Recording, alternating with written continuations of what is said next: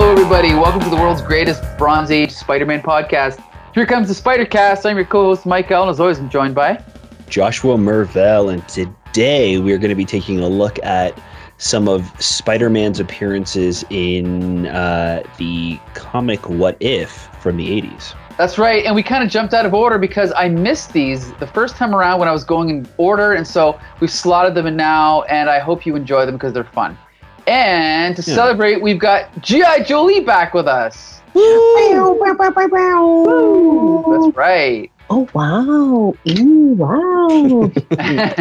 I hope this justifies... Well, hold on, Mike. The audience is still applauding. Oh, you have to like give a little bit of room before you... They can't see it, but I'm waving to all of my adoring fans. It's like sitcoms when they pause for the audience reaction. Gotcha. Yeah. Okay. Okay. Still applauding. Still okay. And we're good. Okay, we're good. And also we have a very special guest joining us, a frequent collaborator on Flea Market Fantasy, and that's Kevin Jank. Woo! Hey, how's it going? I'm here joining us, Jank. Yeah. So I believe over on Flea Market Fantasy, you're up to like, what is it, like 16? Yeah, I think 16. Appearances? Yeah, that sounds right. On Spider-Cast, I don't even know what you're up to, but it's got to be at least 3 or 4, right? Yeah, it's 3 or 4. I said 4, yeah. Okay. Yeah. If this were SNL, he'd be like one appearance away from a jacket. Yes, the smoking jacket. Everyone knows the smoking jacket, yes. Yeah, I want to get it from Kane. So before we jump into these What If comics, I just want to know, Jank, because I'm not sure if I've asked you this, but other than Flea Market Fantasy and Here Comes the Spider-Cast, do you read any comic books currently? Yeah, a very small. It's shrinking by the day. I feel like the number of comic books I still read, but yeah, there's still a couple. But honestly, the few books I still read is the Walking Dead Deluxe, like the color reprints of it. And I look more forward to that than I do the actual like new comics because they're all pretty bad.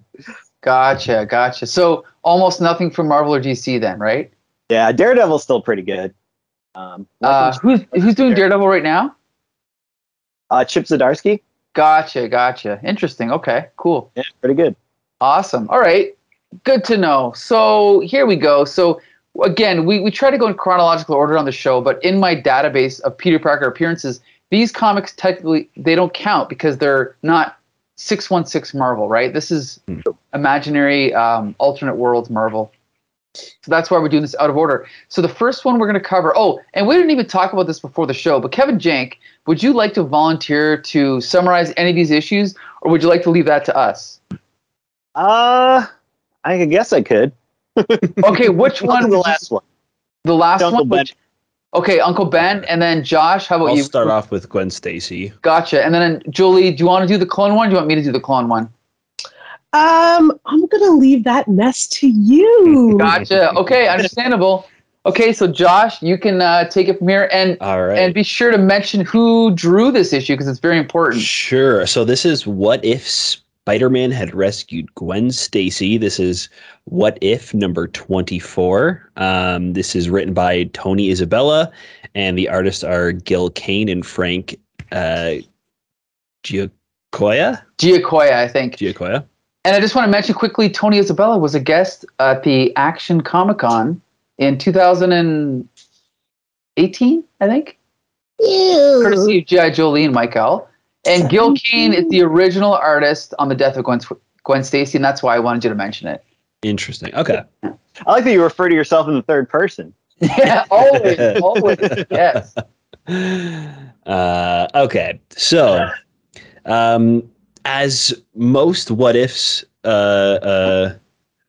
just like most what ifs, this kind of starts off with like a recap of an event that's happened in Marvel Comics that is canon to the 616 universe.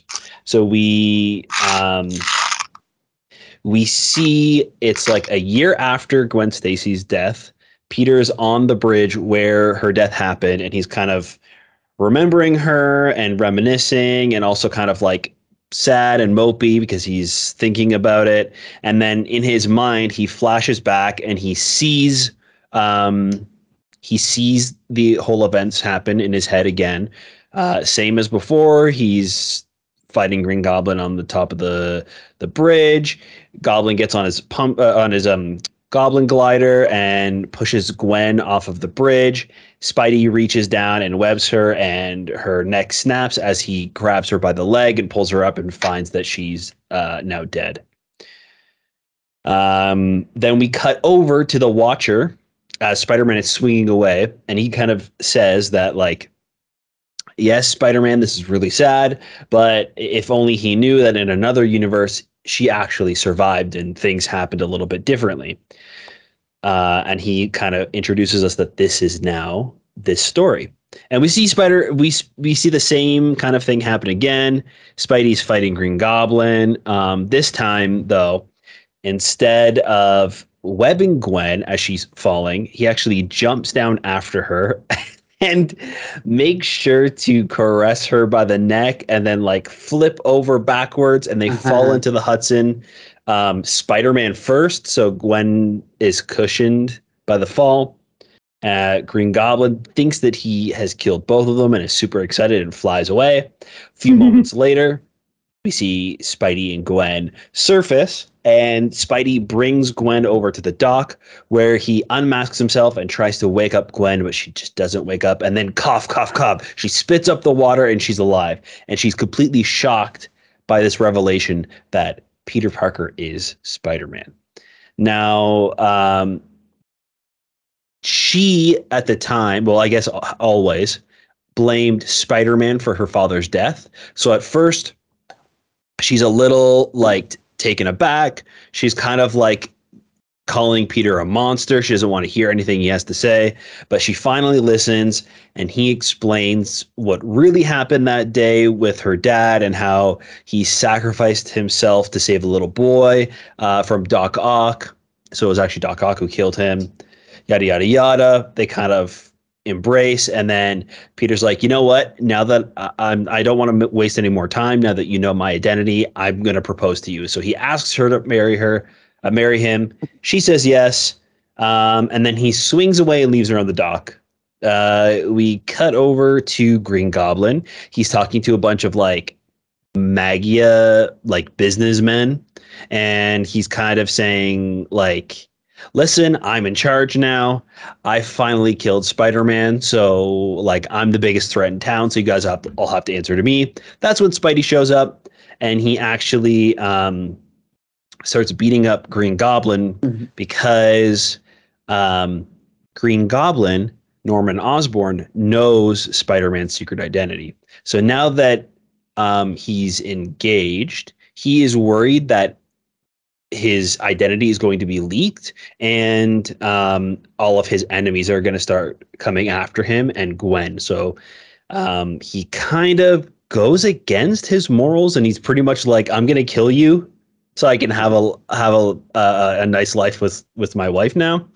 So he shows up and starts beating up on them, and then Green Goblin kind of says like, hey, if you do this, I'll shout out your real identity. And then the rest of the gang's like, he knows the identity, so they're trying to save Green Goblin now, so that way they can find out the identity of Spider-Man and hopefully make money off of this situation. Spider-Man is able to jump in and beat up all these Magia guys while Green Goblin flies away.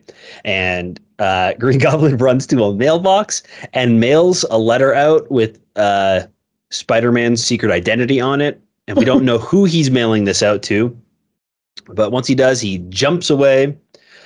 Spider-Man leaves, and after he's finished with the guys, and we see Norman has gone home, he's revealed his secret identity to Harry Osborn, his son, and they're kind of like talking it over about like, listen, you're going to learn from me, Harry. You're going to be kind of like my second in command and help me run this like new crime syndicate, and we're going to be able to do this together. We just need to take out Spider-Man.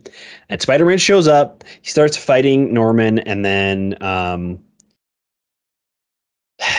Harry jumps in the way to save Norman as Spider-Man is about to finish him. And then that causes Norman Osborn to kind of snap out of his goblin form and realize that like he has some love and still in his heart once he sees that his son has sacrificed himself for him. So Harry is now helping Norman, getting some help, hopefully seeing a therapist or something. Spidey swings away and leaves, and then tells Gwen what's going on. They tell Aunt May about the wedding. Then we cut to the future as we see Peter's getting ready for the wedding with Flash as best man.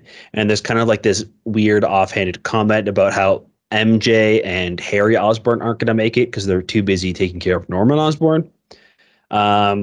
Peter sneaks down to see Gwen, and they're kind of talking, and they like, get each other ready for the wedding. Then we cut to the wedding, and it's J. Jonah Jameson, and he barges in, and he reveals to everybody there that he is the person that got the anonymous letter that the Green Goblin sent out. And he now knows that the secret identity of Spider-Man is Peter Parker. And when this revelation happens, chaos ensues. Aunt May faints. A bunch of police officers show up with guns and try and threaten Peter. He's able to kind of like knock them out of the way, jump out a window and run. And then we see kind of a moment with Robbie Robertson, and he's upset with Jonah, and he kind of consoles Gwen. And then we get a little bit of an epilogue where Peter is standing on a rooftop, kind of like, I don't know what's going to happen now, but, we're going to have to kind of get through this. And that's where the story ends. It's pretty interesting. We also get a backup issue with the Eternals. And really nothing happens. Yeah, I didn't read it. We just see like there's this guy named Kronos. And he's like above an Eternal. He's like a Celestial. And I guess a bunch of other Celestials are going against him, even though he's like the king of these people. And he ends up winning this war that's starting.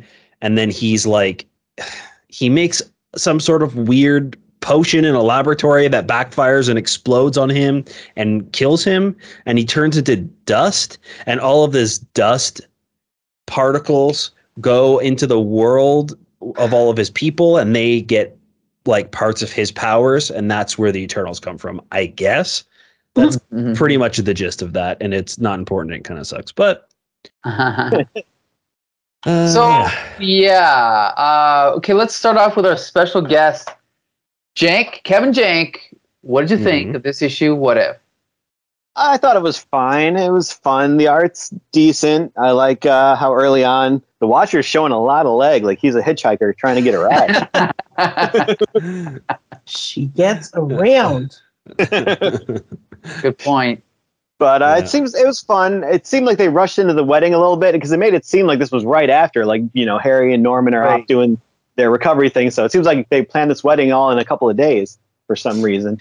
But that's fine. That's going to seem like that.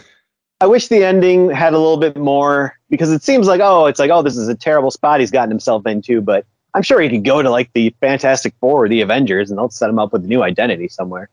Doesn't seem like it's that dire. Yeah, I think that's one of those things about the shared universe is I always just kind of assume, unless they say otherwise, that those people are not available. You know what I mean? Because otherwise they could get out of any situation. Be like, I'll just call Thor. I'll just call Iron Man or whatever, right? So, I know what you mean. Yeah. But I mean, a big thing like this where you're like, well, my whole life has been ruined. I think they would help with that. They might not be available on a Tuesday afternoon to fight Doc Ock, but... Right. For the dissolution of your entire personal life, I think they would pick up the phone. Yeah. I think it could have also been interesting if Green Goblin sent it to somebody besides JJ, and then a bad guy shows up and causes like the ceiling or like the roof to collapse or something, and then maybe like Aunt May gets trapped underneath and dies or something, and then it's kind of like weighing your options, like be careful what you wish for. So like being able to save Gwen and those events led to Aunt May's death. Sure. You know what I mean? So it's kind of like a double-edged sword. Yeah. That could have been a pretty interesting, like, what if. It feels very like Twilight Zone-y. Sure. Right. But I agree. The ending's kind of like whatever. He's standing on a building, I guess, thinking about what he's going to do. Not the greatest ending, definitely. No, yeah. I think it would be a little bit better maybe if there was like, if this was an ongoing what if storyline or something. Sure. Yeah. And they continued it, but just as a one-off, it's a little bit of a letdown. Sure. Julie, first, have you read The Death of Gwen Stacy, Julie? Yes. Okay, so what do you think about this one? Okay, it's plausible. Sure. Okay.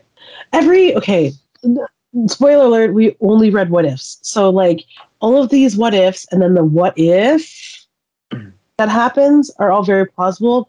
But then it's just like the story that happens after it that's like, what is happening here? Uh-huh. What's going on? Why? Not a butterfly. Why is it happening? Yeah, it feels very like quick too. Like everything happens at a neck break speed. Pun intended. Neck break. But it kind of feels like there needed to be time jumps or something. Like even if they did like a 1 year later, 1 week later, even him proposing right after saving her was kind of like, whoa, okay, I guess we're just doing this. And then it was like everyone around them was like okay with it because and not only were they okay with it, it was like they were predicting it. So like they go to Aunt May's house, but they don't tell you they're going there, but they show you that they're going there, and they sort of foreshadow it in the dialogue. Mm-hmm. And then even Aunt May's like, oh, I wonder if they're here to tell me that they're going to get married, that I got to plan a wedding, and then they're like literally married in the next panel. Yeah. Well, it's so jarring. I think the key is that, like, I think you're right. Someone said it where the what if is what if Gwen survived? And to me, that should be the only thing they explore. Like, never mind so much about the Green Goblin. Never mind so much about J. Jonah Jameson. Just keep it on Gwen and just explore that. And the fact that they didn't even include Mary Jane, that's ridiculous because that's the main thing. They mentioned her. Yeah, name. they mentioned her, but like the main thing is that he was single for X number of years, then he dated all these people, then he married Mary Jane. I mean, at this point, this was he was still with Gwen though. Yeah. But I'm just saying, like in like our world, he went back with Mary Jane. Now this is 80-ish? Yeah. I just want to say quick, 1980. So even if they would have said, oh well, if Gwen survived, this is how Mary Jane would have felt. Like that's something they should have explored. But anyway, or like the fact that this came before the wedding of Peter Parker and Mary Jane, she pretty much, Gwen survives and her fate is the same as Mary Jane's. Peter just ends up marrying insert woman of the day, week, month here. So you're telling me, it had Deb Whitman not gone quote crazy and Peter might have liked her a little bit more, would he have married her? Would he have married Felicia Hardy if she wasn't so obsessed with like the Spider-Man persona and then I guess Venom, but also, or the black suit Spider-Man, but also what is this saying like in the larger picture for women in Spider-Man's life? They're just there for him to marry or discard. Well, to be fair, go ahead, Jank. Or to be killed. Or to be his Aunt May, who he also neglects. The thing is, though, it's fair to point out that Peter would have married Gwen. I mean, but she died, right? So, I mean, that's legitimate. Like, I don't know. I mean, if you're going to marry someone and they die, you have to marry, and then you want to get married, you have to marry someone else, right? So it's hard. Yeah, I think it's just weird that this is what the story turned into when it's like immediate. You know what I mean? Yeah. I don't remember Peter talking about like an engagement ring or planning to propose to Gwen or anything to lead up to the moment. You know what I mean? It's not like his proposal was ruined when she died in the original one. So it doesn't feel like it connects. Sure. This issue also starts with like almost like a time jump, right? We see Peter a year after the events. So it could have even happened where it's like we see how the event changed in this other universe, and then Gwen is saved, and then we cut to a year later. Well, we see kind of what's happening. You know what I mean? And we Yeah. jump to like the same time Peter's well, at. first of all, you realize the whole whatever you want to call it, the divergence. The divergence happens 13 pages in. That's ridiculous. Crazy. It should have been on page 2. It so should have been, this is what happened. This is what happens in this one. That's it. Mhm. And then go from there. And to me, again, the fact that Mary Jane, it would have been nice to like, okay, fine. He saves Gwen. There's a time jump. They show like X number of years later. Mary Jane's around. I don't know. It would have been interesting to see what happens. Like, oh, maybe he still does marry Mary Jane. Who knows, right? Mhm. I don't know. It's just a more interesting story than this, you know? Yeah, on a bigger time scale. Or she's Right. married to Harry Osborn, and he just becomes even more of a drug addict. And Hey, there you go. There you go. Yeah.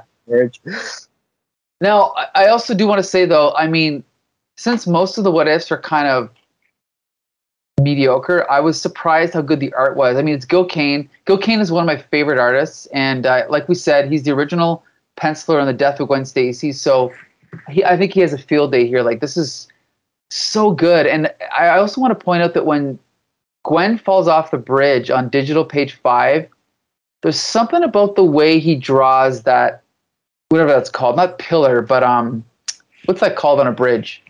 yeah, the support column. Whatever it's called.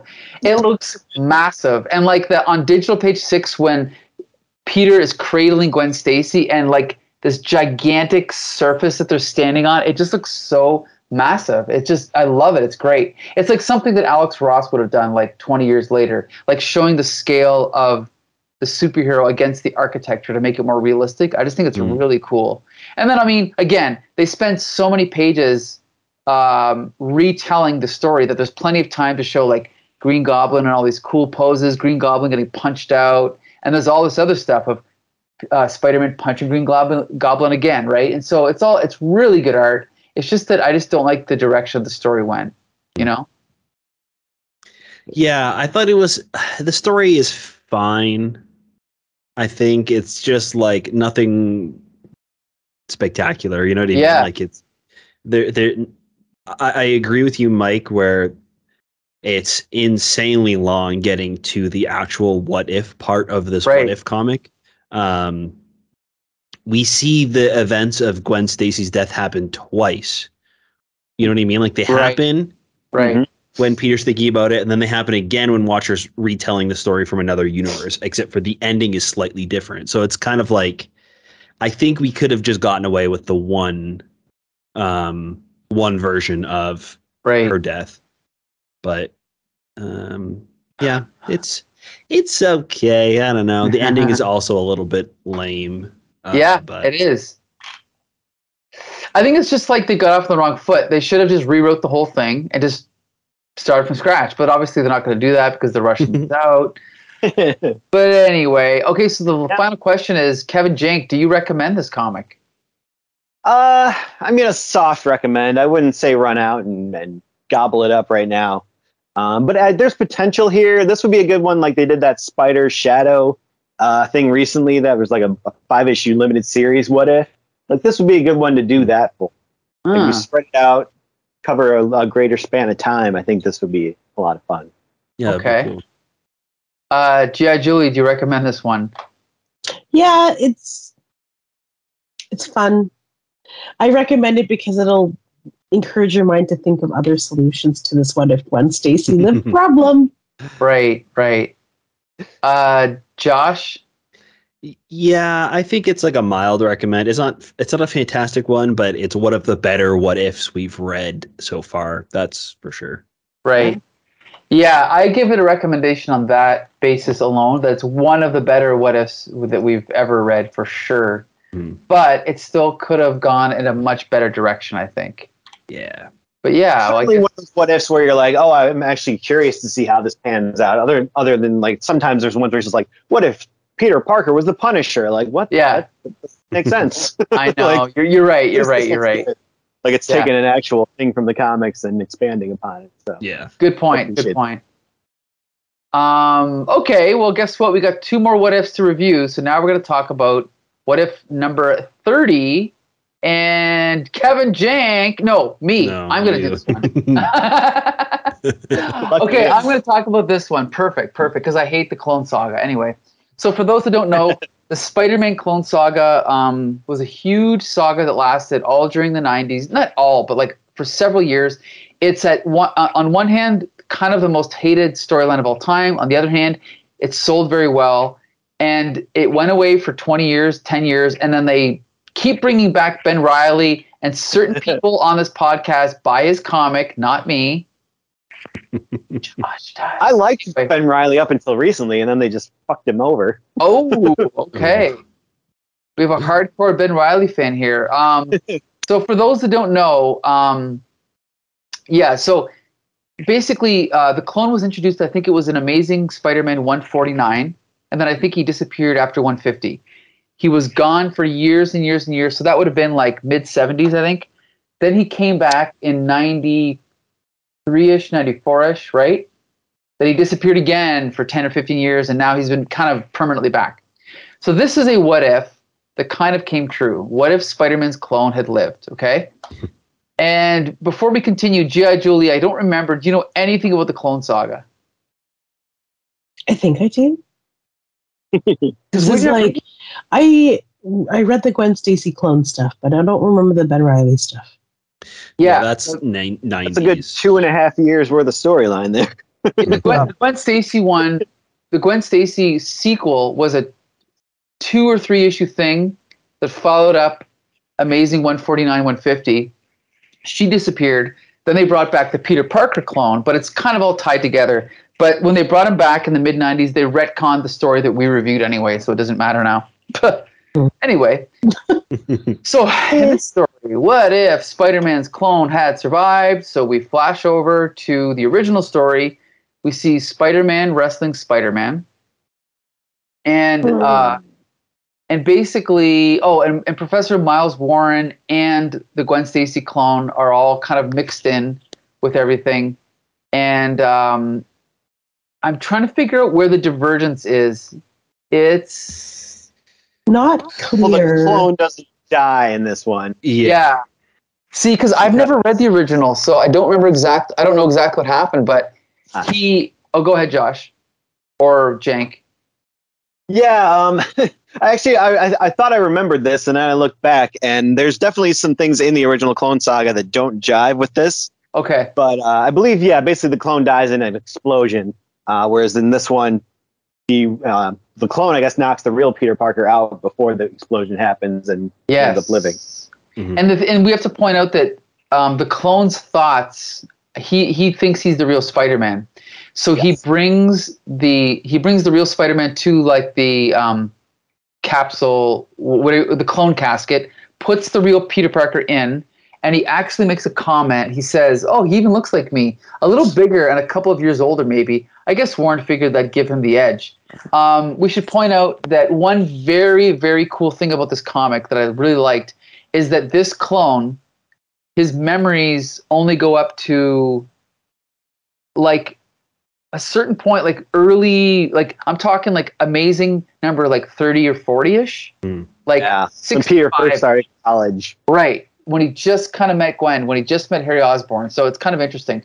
So here's the thing though. I double checked this just to make sure, but they said when the Jackal created the clone in the original Clone Saga, he knocks Peter out, and while he's out, he supposedly took some of his mRNA, like that holds his memories, and injected the clone with it, so they would both have the exact same memories, and neither of them would know who was the original one. So this completely just like retcons that. Right. There's a retcon upon a retcon. Yeah. Yeah. and also we should point out that John Romita Sr. drew Peter Parker to be bulkier than Steve Ditko. So that's commenting on that, how Peter Parker went from being like a skinny teenager to a little bit bulkier, college kid or whatever. So anyway, what's that? That's the freshman 15. Yeah, there you go. So clone Spider-Man goes home. And again, he thinks he's like 3 years earlier. So he's like, okay, well, I'm going to go home to Aunt May's apartment because that's her house. That's where I live. And then he goes there. And again, now this is actually, I really like this. It becomes like a Twilight Zone. He goes home, but the home is all like all the furniture is covered in blankets. And he's like, what's going on? Aunt May, Aunt May. He's looking for Aunt May. Can't find Aunt May. He's like, that's weird. Huh. He's like, I must have been asleep for a long time. So then he goes to, he's like, in his speech bubbles, he's like, well, the neighbors thought I was nuts asking so many questions, but at least I found out Aunt May's living with Mrs. Watson, which is Mary Jane's aunt. So then he goes and talks to Aunt May, and they're like chatting, and then Aunt May mentions Mary Jane Watson, and at this point, Peter barely knows her. He's like, Mary Jane? That would be Mrs. Watson's niece. So I think he's heard of Mary Jane, but he hasn't met her yet. So then he's like, well, I gathered from the conversation that I have a pad somewhere in the city now. And I've dated both Gwen and Mrs. Watson's niece. Gee, I wish I could remember all the fun I must have had. So then he's like, well, no one else knows what's going on, so I'm going to go to the Daily Bugle. So he goes to the Daily Bugle, and it's, again, I love this attention to detail. He sees Joe Robertson, but he calls him, he's like, hey, hello, Mr. Robertson. And he's like, Mr. Robertson? Bucking for a raise? He's like, it's Robbie. He's like, oh no. Then he says, oh, haha, Joe. He's like, Robbie, Peter, Robbie. So again, the attention to detail is very cool. Then he sees Betty, who he was dating in, I think, the early or mid 60s, which is cool. And so, again, they're kind of out of sync with each other as they're chatting. And then he leaves, and then he ends up getting in a cab with Betty. Yeah, Betty drives him home because he doesn't know where his new apartment is. Yes, that's right. That's right. And then when she gets there, she's like, well, waiting for the doorman because he doesn't recognize his own apartment. So he gets out, and then he's like, well, now my other problem is figuring out which building is mine. I guess I'll just stand here until something looks familiar. And then he ends up sitting outside until it gets dark. Then Glory Grant comes home because they used to live together, as we know. Because remember, we read that fill-in story that was actually written like 10 years earlier where he was living in the same apartment building as Glory Grant. Oh, remember that? Yeah. So at this point in continuity, he is living with her, but he doesn't know that he's living with her. So he ends up crawling up the side of the building and peeking inside. And he's like, well, I don't know about the Wooden Indian, but there can't be two residents of the building with developing equipment, a scope, and a bunch of web cartridges lying around. So now he knows this is his apartment, right? Why would he leave the web cartridges just laying around? Yeah, out by the window. Yeah, right. So he starts going through his own paperwork and stuff, and then he sees a box of letters from Gwen, and then he's reading, looking at all these pictures of Gwen and seeing them together and stuff. And so then it says, most of all the letters speak in the voice of Peter Parker's one true love. They speak in the voice of the real Gwen Stacey. His heart breaks as he reads the newspaper account of her death during a battle between Spider-Man and the Green Goblin. So he's upset because he realizes Gwen dies, but he doesn't remember anything, right? Because he's just a clone. So he decides to leave. And where is he going now? He's going to Professor Warren's, right? He's going to talk to her to find out what's going on. And then he goes inside and he's reading up on all his paperwork. And he's like, oh no, oh my lord, I am the clone of Peter Parker. He realizes he's a clone. Uh-oh. So now, can I point out the page number? This is page 13. At this point in the other What If, we just got to the divergence. Now we're already at the major twist of what's going on. So he realizes he's a clone. And so then he goes back. Where is he going now? Back to his apartment? I don't remember where he's going. He's just on the roof, kind of thinking about what just happened after this revelation. And then that's when this hovercraft robot shows up. Oh, yeah, that's right. Yeah, so he's fighting. Yeah, he's fighting the cops. And all of a sudden this hovercraft thing shows up. And it's the Kingpin of all people. The Kingpin, speaking to him through a microphone and a camera or whatever. So he Spider-Man smashes this little drone thing. Then he goes to school, which is Empire State University, and he runs into Flash Thompson. But in his memories, Flash Thompson is still the school bully. But at this point, they're friends, right? So he's he's kind of acting weird, right? And then Flash is like, hey, we to get together, over the weekend at Ned's house or Betty's party. He's like, buddy, well, actually, Flash, I wasn't so sure I was going. I have a lot of studying to do. So, yeah, again, he's acting like Peter from the mid-'60s. He doesn't know what's going on, right? He's like, oh, I guess we're friends now. So then he goes home, and then he starts swinging around as Spidey, and then he runs into the Kingpin again. And then he runs into some other bad guys, and they're punching and fighting and punching. And then he leaves.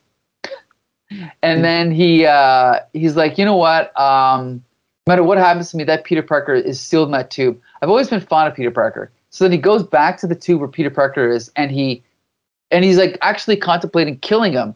He's like, just pull the plug, just kill him, dump the body in an industrial chimney or something. Who am I kidding? So he breaks him out. He lets Peter out, and they start talking. He fills him on what's going on. He tells him, look, I know I'm a clone, blah, blah, blah. So then they decide to swing away together. Peter's dressed as Peter. The clone is dressed as Spider-Man. They go to the Kingpin's headquarters, right? Yeah. This is stupid. The Kingpin kidnaps Peter Parker. Yeah. To try and get Spider-Man. I don't know if this was their plan the whole time, but... Yeah, and then he's fighting Kingpin in like an amusement park. They're on a Ferris wheel. It's kind of stupid. Yeah. It's like page after page of fighting. They team up. They kick the Kingpin's face in. And then it's like, oh boy. So like that's the ending of that little thing. And then it's like, well, back at Peter Parker's apartment. So now again, this is my favorite scene in the whole movie or the whole comic. They're trying to think about what to do. They're like, well, I guess like we can just team up. And like he's like, okay, so the only thing is you're still me. Only you're me, and you're still Spider-Man. And he's like, so you got a copyright on it? And he's like, well, Peter, my boy, I'm thinking it should be a pleasure to be able to sleep late and go to class sometimes or fight for justice. So now they're going to decide to like share their life, right? So they can both kind of like be Spider-Man at different times. So like, yeah, you be Spidey on Mondays and Wednesdays. I'll take Tuesdays and Thursdays. We'll flip for the weekends. Yes. And this is my favorite part of the whole comic. Good deal, bro. I get the bed. You get the couch. I get Mary Jane. You get Doc Ock. What the fuck? Yeah. What? And then, okay. Now, is that any way to treat your kid, brother? Wah, wah, wah. The end. All right. So, yeah, there you go. There's the end of the story. I don't know what to think about this. Gia Jolie, what's your first reaction to the story? Effing yikes. Yeah. I never want to read that again. I don't even think that what I did while I read that was reading. It was more like, no, I read it and then it immediately left my brain. Right. So right. Hearing you recount it was like giving me PTSD nightmares. Yeah. Sorry to anyone who suffers from PTSD. It is just a gross exaggeration of how I feel about this book. But I didn't know that anything could be worse than the Gwen Stacey one. So that's probably it. And I was like really excited to learn about Ben Reilly because like there's a current ongoing Ben Reilly book and I really wanted to know a little bit more, but I guess not. Yeah. Okay, Josh, what do you think? Yeah, it sucks. But I will say, I think that while the ending is bad, the writing is like a sitcom. I think that's a really fun idea for Spider-Man in a what if. And that's also, this ending is kind of what they grabbed and what they were planning on doing with the whole clone saga. So for Jolie or anybody in the audience, I think we've also talked about this on the show possibly before, but real quickly, they originally brought back the clone of Spider-Man so that way they can eventually write off Peter Parker and have him retire with MJ and his daughter, and Spider-Man could continue as like a new version of Spider-Man. So and Peter younger. Parker was, and younger. So it's kind of like jumping back in time and we can see his college years again, yada, yada, yada.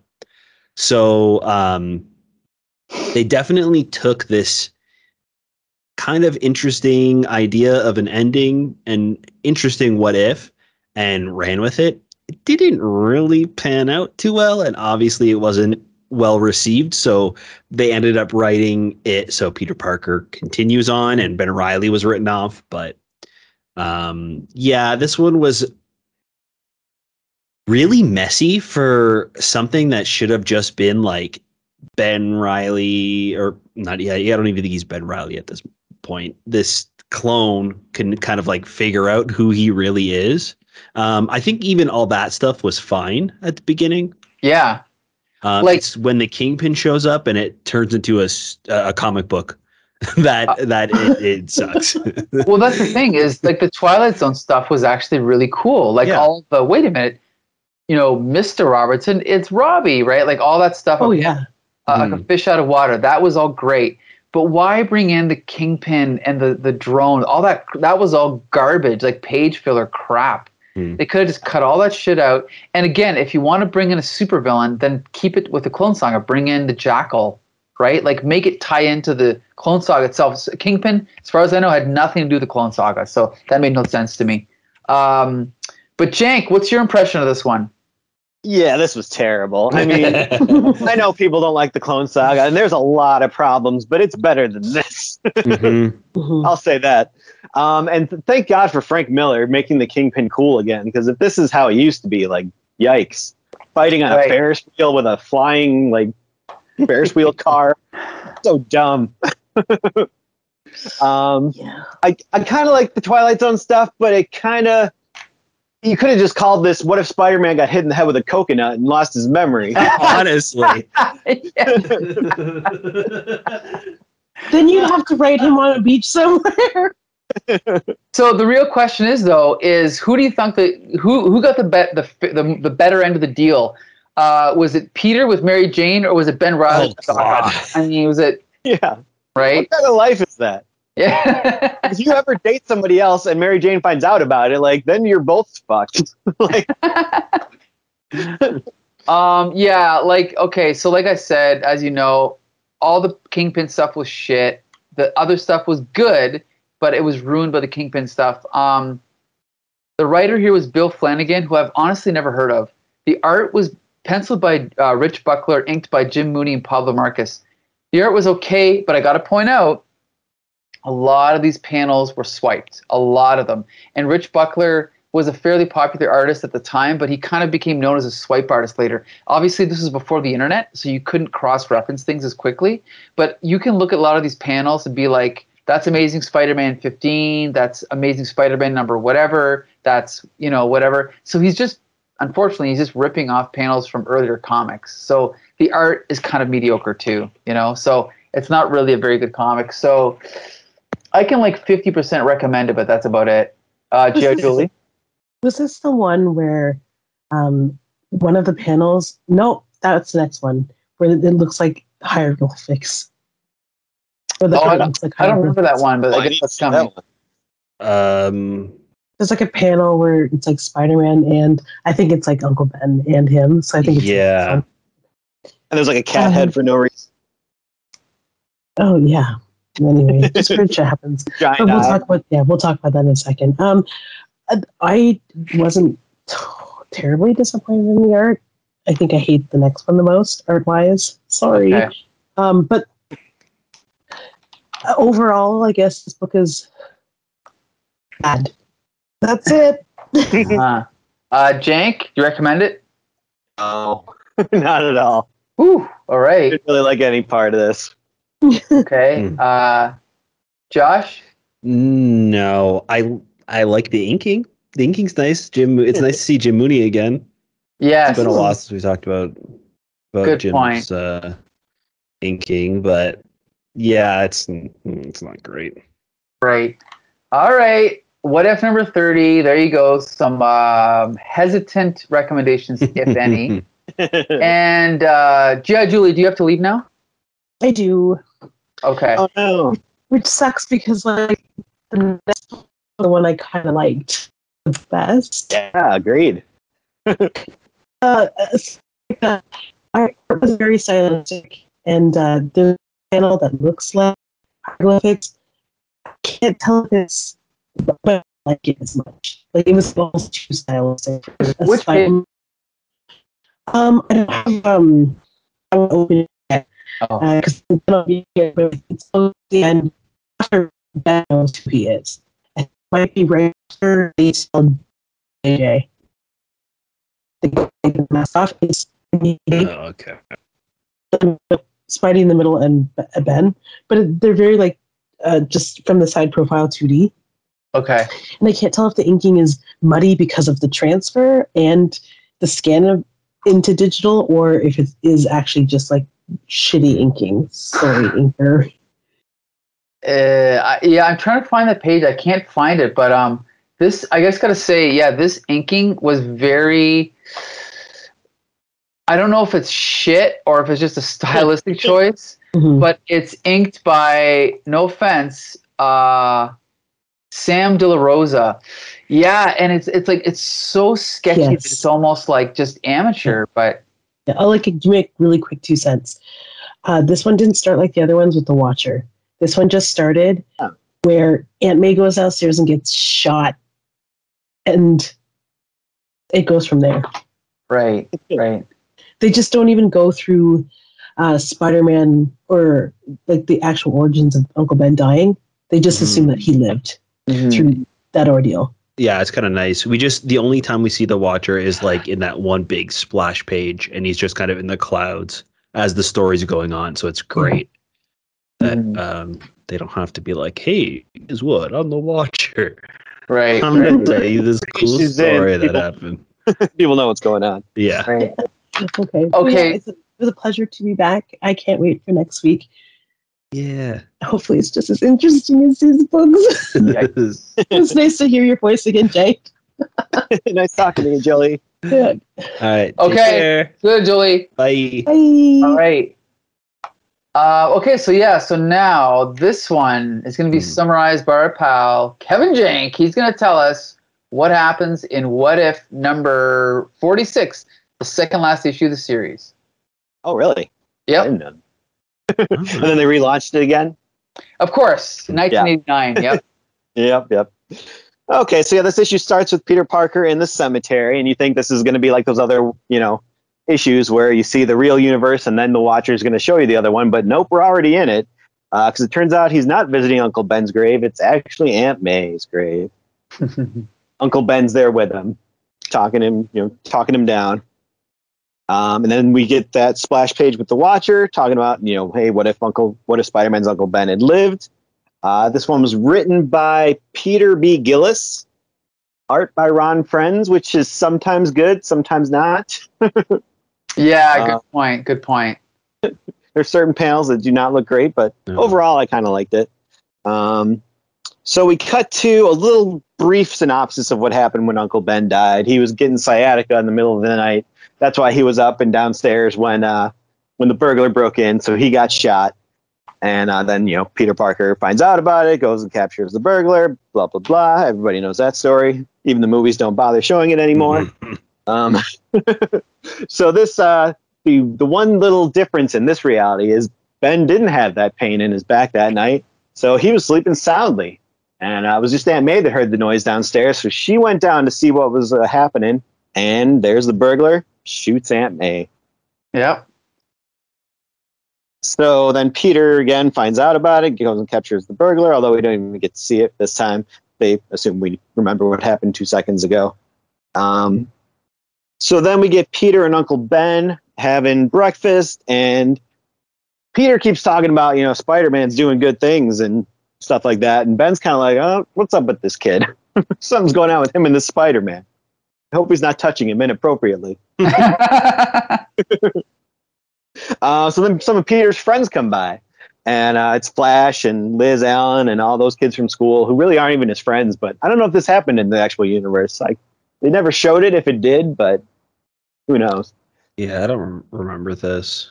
Yeah, I can't imagine they were coming over to visit Peter back then. But so Uncle Ben, this is what's great about this issue is Uncle Ben, they only knew, Uncle Ben had only appeared in like maybe 2 pages of story realistically in the time in the Spider-Man origin. So all they knew about him was that with great power comes great responsibility speech.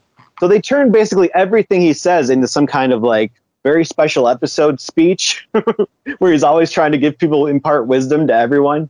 Even Flash Thompson, like, oh, I hear you're real good on the football field, but maybe try cracking a book one day, or showing people what's in your heart. And Flash is like, oh. Yeah, there you go. There you go. Yeah. Oh. This old man put me in my place. So then we get, he sees Spider-Man swinging him by the house, and he's like, oh, yeah, Peter's definitely Spider-Man. And he confronts him about it. I think that's where this happens. Yeah. And then, well, actually, the way he does it, Yeah, that's change great. the tablecloth, and then Peter goes to change it, and then the Spider-Man's just under the tablecloth, sitting on the table there. Yeah, that's kind of. I think that was supposed to be more dramatic than it was, but anyway. I mean, it's pretty much as dramatic as the American Pie, pie scene. Yeah, you're right. They're having an embarrassing conversation there in the kitchen. Yeah. So then Peter tells him the story about how he let that burglar go by, and he feels real bad about it, and Aunt May's death is all my fault. And Uncle Ben is just like, starts getting angry, like very angry at Peter. Like, I was asleep the whole time. Don't tell me it's your fault. It was my fault. I should have been the one down there checking on what this noise was, but I just slept right through it. I'm the asshole here. And Peter's like, no, like, it's not your fault, Uncle Ben. And he's like, how could you have known? And then Uncle Ben's just like, again, with his very special episode powers, you just took the words out of my mouth, Peter. It's not your fault either. You couldn't have known. And then they hug. And we get a little brief synopsis of a couple of Spidey adventures, fighting Sandman and Lizard and Green Goblin and such, and a bunch more. Then we get a shot of J. Jonah Jameson, who was, of course, railing against Spider-Man all the time. And Uncle Ben is not taking it well.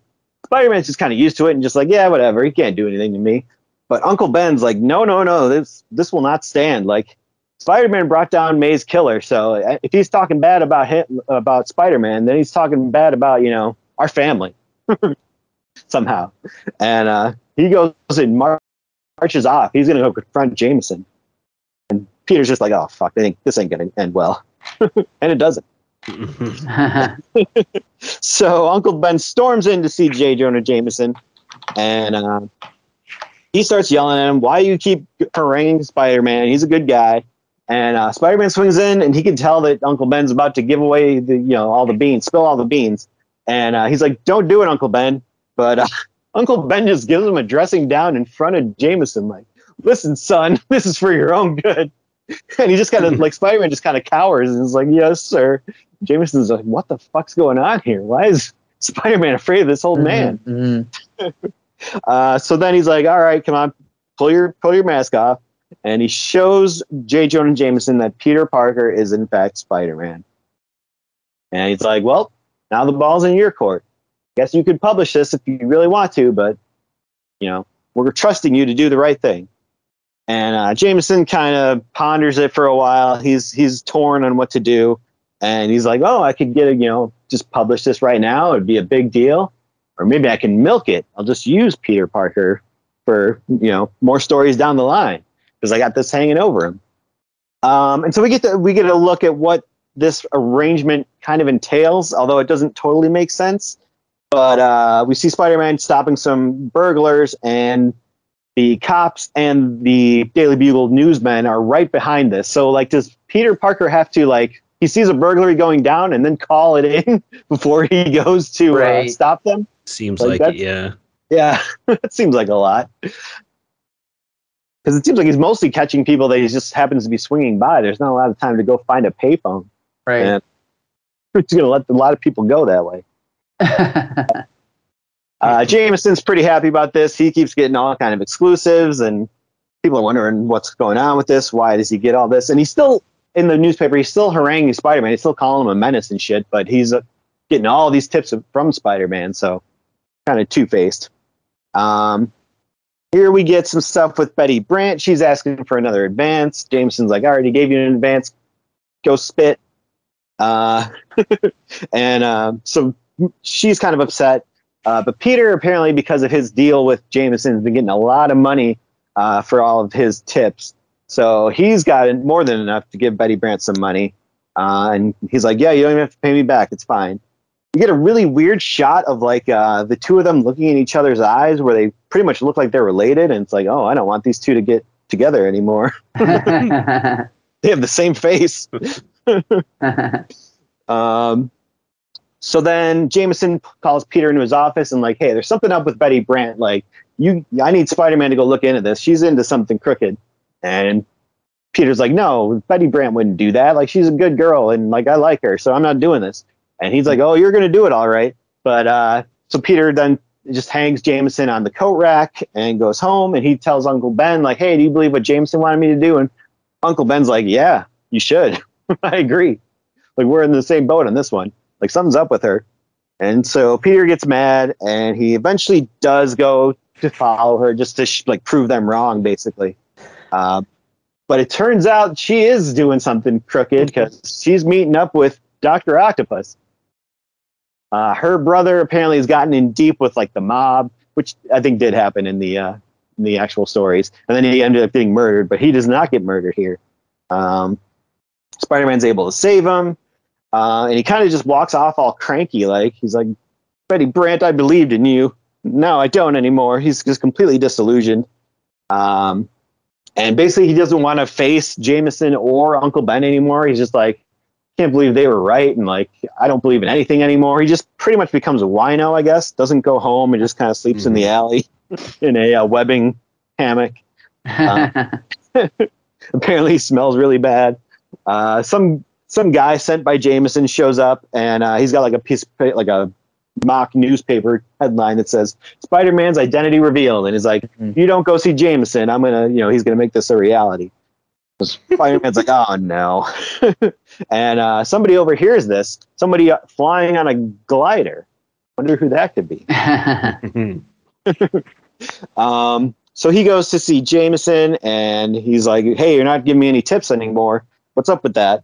And Peter's like, just looks disheveled. And he's like, no, I'm not doing this anymore. Screw you, I'm out. And then Jameson's meeting with Norman Osborn at like their fancy country club. And Osborn's trying to get some info out of him on Spider-Man, and he's just playing dumb. But he ends up going to, then we cut to John Jameson has come back from space with the space spores in him. So Jameson's at the hospital visiting him. Peter is there, I guess, to take pictures, except he's not actually taking pictures, so I'm not sure why he's there. Just for moral support, I guess. And the Green Goblin comes in, and he's going to capture Jameson, take him away, and get Spider-Man's identity out of him. So Peter Parker is just like, all right, great. If he kills Jameson, my problems are solved. I don't have to worry about him blackmailing me anymore. So John Jameson's like, no, what are you doing? Like, you got to help him. And the Space Force start making him super strong. So he's like, well, I'm going to go save him myself then. And that kind of eventually gets Peter to realize, oh, yeah, maybe I should actually go after him. Like, I'm kind of doing the same thing I did with Aunt May, where I could have stopped somebody and could have saved somebody's life, but I didn't. So this will probably haunt me if I don't do this. Green Goblin has Jameson hooked up to some kind of brain thing that's going to scan his brain for Spider-Man's identity. When John Jameson breaks in like a steroid rage and just like attacks the Green Goblin, trying to take him down, punches him right in the face and knocks him out. And then he's still coming after, like, how dare you hurt my father? And he's like going after Jameson, who's strapped to a chair. He's like, I'm going to hurt you for hurting my father. And he's like, wait, I am your father. Don't do it. And Spider-Man comes in, saves him from John Jameson, ends up throwing him back into some kind of electronic machine, which like zaps him with a bunch of voltage and fries the space spores right out of him. So it's no man-wolf. Just back to regular John Jameson. And he's like, Jameson, you owe me now. You owe me one. So it's unclear whether he's actually going to like stop blackmailing Spider-Man or not. I assume that's what that means, but I don't know. Yeah. Because then it just ends with Peter going back to see Uncle Ben, and they kind of make nice after all their turmoil. And it's just kind of like, yeah, sometimes fathers and sons have a fight. And he's like, yeah, but we'll always get back together. And that's where it ends. So, okay, first I got to say, I love me some Ron Frenz, but because of Sam De La Rosa's finishing or inking, This art looks like complete amateur shit, I think. Like, the storytelling's fine, but what do you think, Josh? I think the penciling is also pretty weak in this to begin with. Yeah. Like, you can tell it's unfinished. Yeah. I mean, even right at the beginning, we see, I don't have the page numbers, but when we see Uncle Ben getting out of bed. Okay, yes.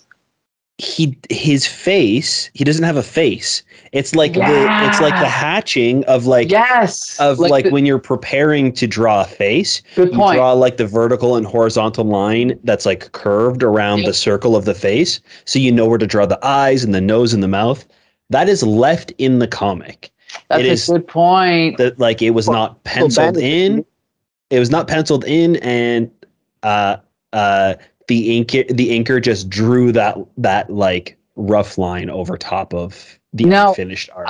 I should point out that in comics, there's usually a penciler and an inker, but in some cases, there's a layout artist and a finisher. So really, even if you say the pencils are not good, it's because the fact that it says Sam DeLaRosa finisher means he was supposed to like kind of do his job, and he didn't. Oh, gotcha. Yeah. Okay. So it's kind of his fault. Like, that's what I mean. The storytelling's fine. It's just that the finished inks look so sloppy.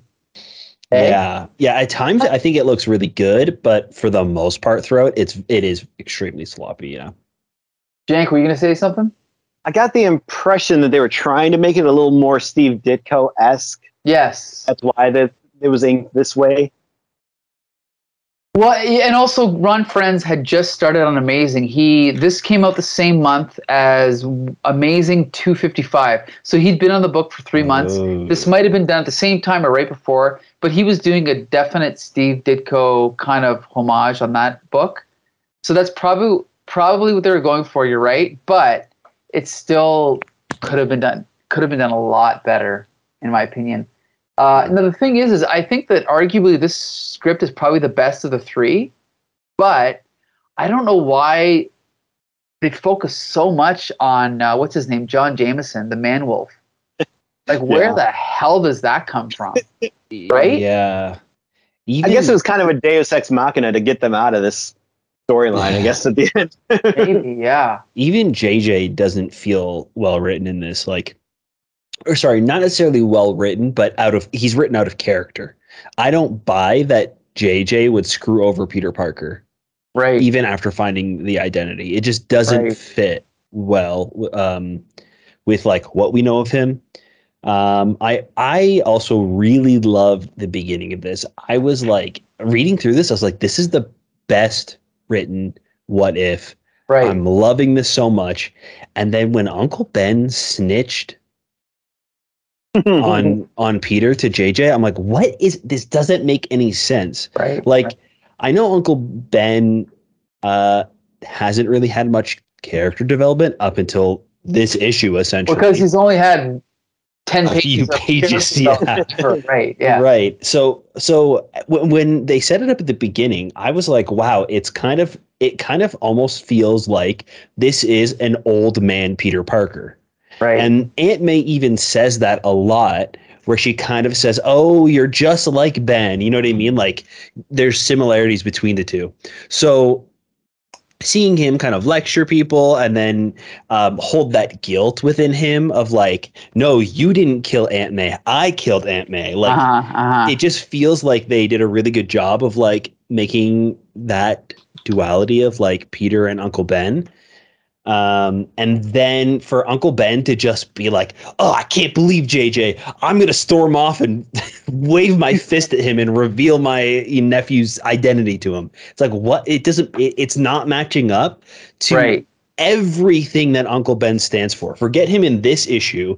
It's like every single time we hear Uncle Ben, we hear with great power comes great responsibility. Like, it just doesn't make any sense that he's like going against that. He's going against the holding the responsibility of keeping his nephew's identity a secret and helping him. Like, you know, they made this deal that they were going to kind of like work together and do this together. And I don't know, it just feels very backwards, and it feels like a shitty way to kick off the story like the plot of this comic. Yeah. The only rationale I can come up with is they do mention that it seems like Jameson's reason he hates Spider-Man is because he wears a mask, and that takes away his sense of responsibility because he's not responsible for his actions. So maybe that's where Ben's coming from. It's all about responsibility and showing this man who you are so that you can be held responsible for your actions. That would have been pretty good if that's what they wrote. Convincing Peter to do it himself instead of like tricking him into showing up in the office and then ripping off the mask off his face. Yeah, it's pretty harsh. Yeah, I don't know.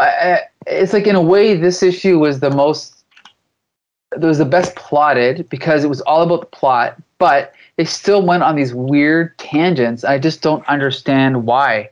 I don't know. I mean, with a story like this or any of these what ifs, it's kind of like when you pitch the what if you go off the rails on page 2, then the editor should say that doesn't work. It just, start from scratch and redo it again, right? Because it's literally, this is the story. There's no follow-up. There's no sequel. There's no continuation. So all of these kind of have these massive wrong turns that they take that should have been fixed just in the plotting stage, right? So I don't know what the hell they were thinking with any of these.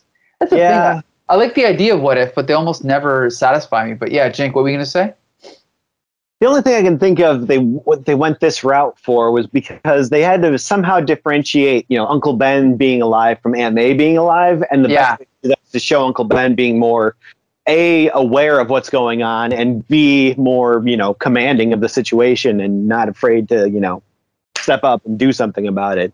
So I guess that I can see why they went that route. It might not be the most satisfying, but I can at least understand the thought process, I guess.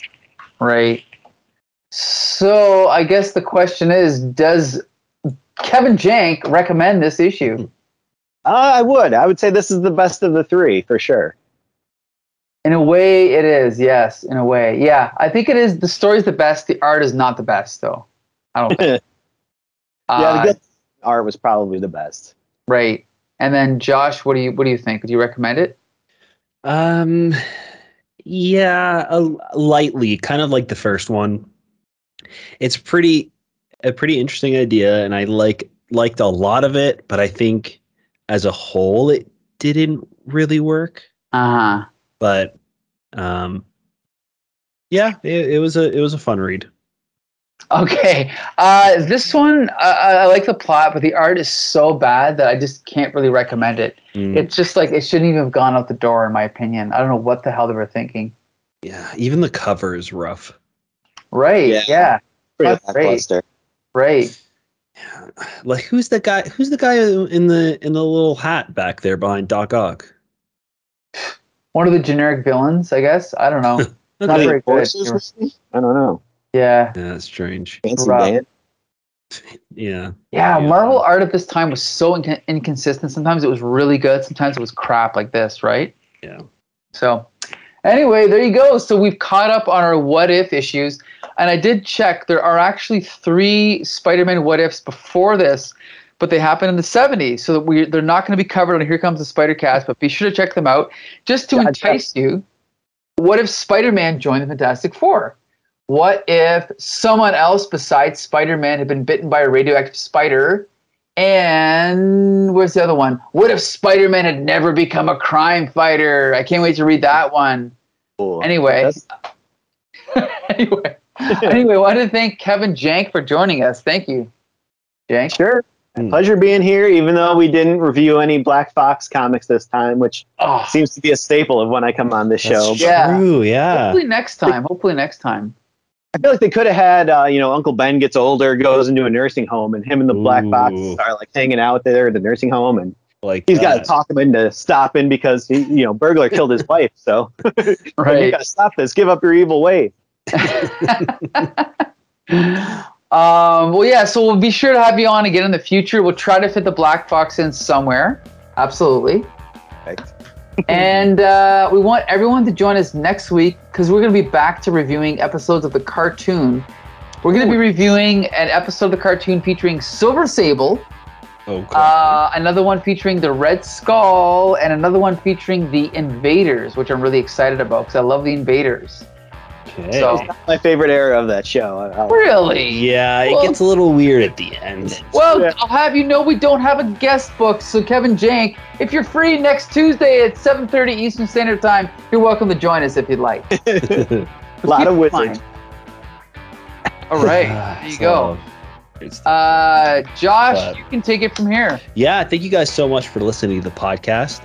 Please leave us a review over on Apple Podcast or leave us a comment on either Facebook or Twitter. You can find us there at the Comic Book Syndicate, or you can find all of our stuff at thecomicbooksyndicate.com. Please let us know what you guys think about the comics and our podcast and all of our videos. We want to know what you guys think, so let's keep that conversation going. That's right, and until next Monday, Spider Friends, go for it!